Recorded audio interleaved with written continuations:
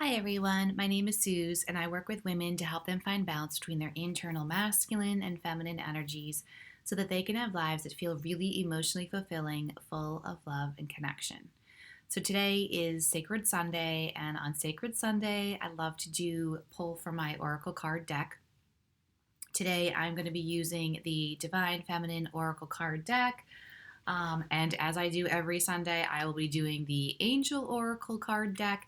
And then I also am going to pull from the Rose Oracle deck. 3 decks today. I usually just do 2 normally, but for some reason I just really felt drawn to all 3 of these for very different reasons. So we're going to do 3 today. I hope you all are doing well. I like to talk a little bit about astrology, the current astrology, just briefly before I get into my oracle card readings because they often very closely collaborate with each other and resonate. And as I'm speaking, we are just having a full moon happening in Sagittarius. Sagittarius is a fire sign. So I don't know if you guys have been feeling that fiery energy as I have been feeling it, but it's been crazy. There's been a lot of fiery energy that has been building up. This moon cycle has been really impactful for me. I did a lot of ritual work from the new moon to this full moon. You can kind of see behind me, I have my little Buddha and my candles. I was lighting candles with intentions, with energetic intentions each day, throughout each day of the lunar cycle. And so it was really interesting to feel the momentum building. And I feel that for divine feminines with this full moon in Sagittarius, there is a very distinct identity shift happening. Very distinct identity shift and a very distinct releasing of particularly inner stuff, mind patterns, thoughts, or emotional cycles we have engaged in, forms of communication, forms of emotional responses, those kinds of things we're no longer participating in. We're creating different things very differently from a very different emotional space. On that note, a lot of my videos that I do on this channel are kind of touching on that same kind of feel, talking about mother wounds and talking about the feminine wound, because that is what I'm really seeing highlighted a lot this year, and particularly with this full moon. All that emotionality, and fire is passion. Fire energy is passion. Passion is a very strong emotional type of energy and word, right? So it would make sense how we're responding emotionally, or where we tend to overindulge due to emotional triggers or emotional connections or emotional attachments to mental stuff, or emotional attachments to previous identities or states of being, or emotional attachment to patterns we adapted from childhood.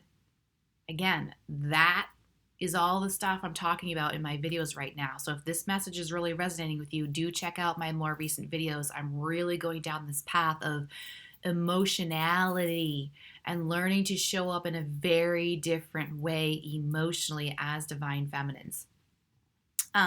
So anyway, enough about that. Let's get into it. I've already pre-shuffled them, so I'm just gonna do a little, see what cards come out with this. This is my angel deck. What message do we have for the collective? They're jumping.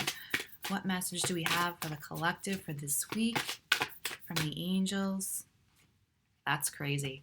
Considering what I just was saying, we have release and surrender. Release and surrender. I mean, release and surrender, I don't think you can get more feminine essence words like that. I'll read the card. We shower you with blessings of our radiant love.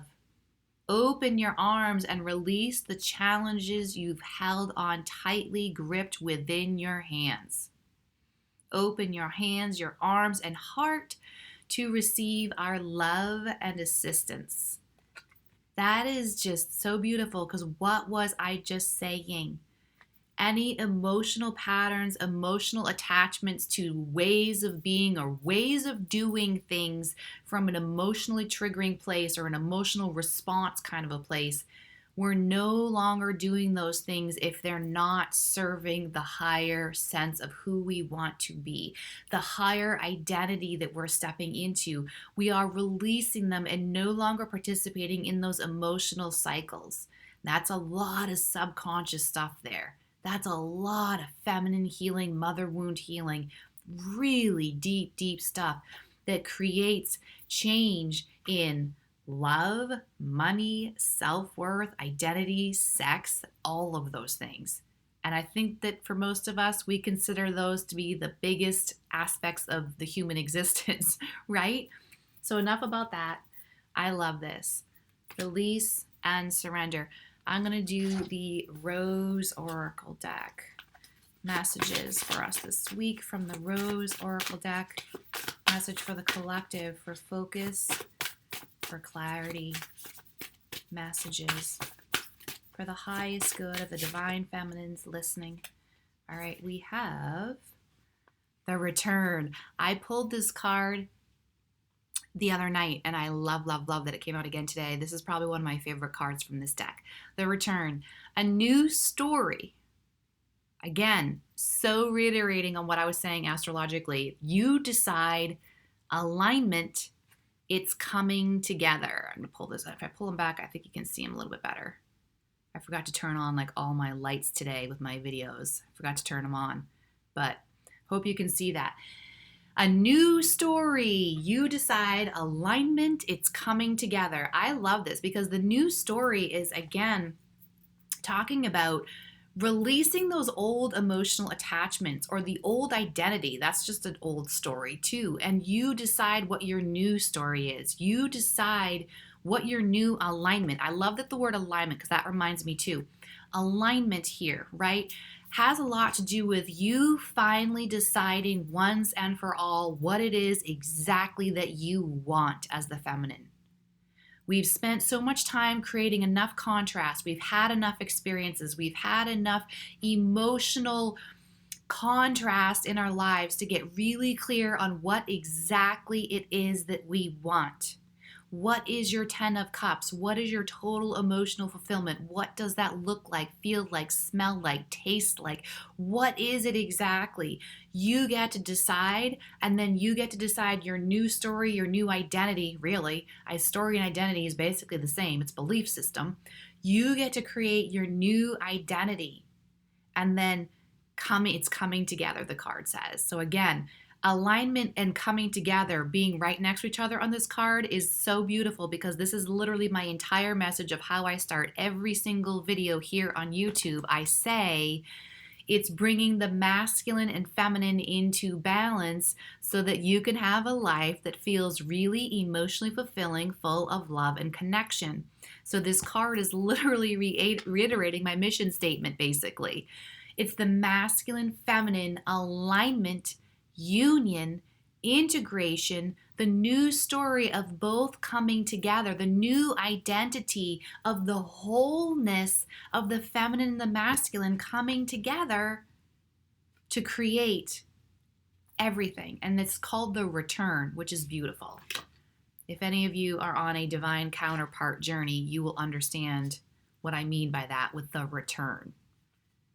Union is coming. Union is imminent. You know who you are if I'm speaking to you. You know. I also want to say, I love this, the bottom of the deck. Another one of my favorite cards, and this is a subject matter that we're going to be getting into very soon on this YouTube channel. Rapture, sensuality, love, devotion, romance, ecstasy, and pleasure. All my favorite words right now.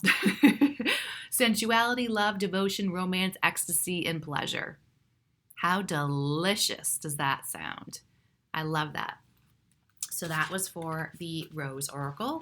Last but definitely not least, and then we will close, I have the Divine Feminine. What message do we have from the Divine Feminines to the Divine Feminines? What should we focus on? What do we need to be reminded of? What is our focus for the week? I like this. And I cannot say this name. I'm probably going to not pronounce this right at all, but It looks like Khadijah, the mother of believers. That's good. I am spiritually and financially abundant. What is that? Total emotional fulfillment.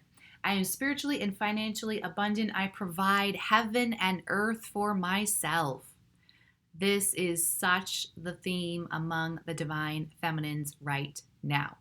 Again, deciding what exactly it is that you want and creating it emotionally first internally to create that alignment to it, to then pull it in to have all the abundance you could ever want or desire. I have to tell you this one too. I am going to read from the book a little bit about this one, but I also want to let you know at the bottom of the deck, we have Shekinah, the presence of the divine feminine. At the center of everything, there is light, and I am that light. That is like stunning. Okay, back to this one, Khadijah. It looks like, where's my, there it is. It's like I misplaced the, nope, that's not it. Seriously, where did I put it? I have so many decks and things going on here. I don't even know where I put it. Oh, yes, I do. Over here on the floor. All right. Sorry about that, you guys.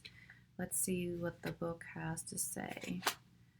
56 is the page number, if in numerology that it means anything to anyone, or if that is a synchronicity for you. 5-6, I do find that interesting from a numerological standpoint because you have numbers going in order chronologically. 5-6, so it's progression, it's evolution, it's moving towards something bigger and better. I like that. So she is the power we all possess to be aware of the spiritual realm and fully immersed in the material world at the same time. Let me go through here a little bit. It is said that with her wealth, she fed the poor, provided for her children from her first 2 marriages, and took care of her extended family. She had a dream shortly after hiring a young merchant named Muhammad to work for her. In the dream, the sun descended into her courtyard, fully illuminating her home. Her cousin told her that this meant that the prophet would soon be on her doorstep. She realized that her new employee, Muhammad, sorry if you can hear my boys, was the prophet, and so she asked him to marry her, and they were married for 25 years. I want to get to the main message here. There's an ancient narrative and a destructive misunderstanding that if we are going to be spiritual, we have to renounce the material world. The body, however, is the soul's chance to be here. So a healthy relationship to the material world is crucial and integral to reaching our spiritual potential. I'm getting tongue-tied.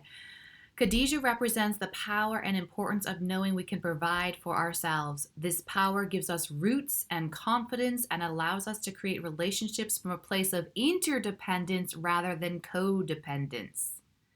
We can cultivate the capacity we have to create more and more freedom for ourselves, and we can make choices for our life based on truth and not survival. There's also a false idea that when true love will find us and how. Khadijah liberates us from fairy tales that we need to be saved or supported or provided for by our life partner. Khadijah provided for the prophet, and her older age and significant status in the community made her more attractive, not less. She was a middle-aged businesswoman and a single mom. She was ripe with resources and ripened with opportunities to love. Sounds like Empress energy to me. Living in our true power and purpose does not make us less eligible.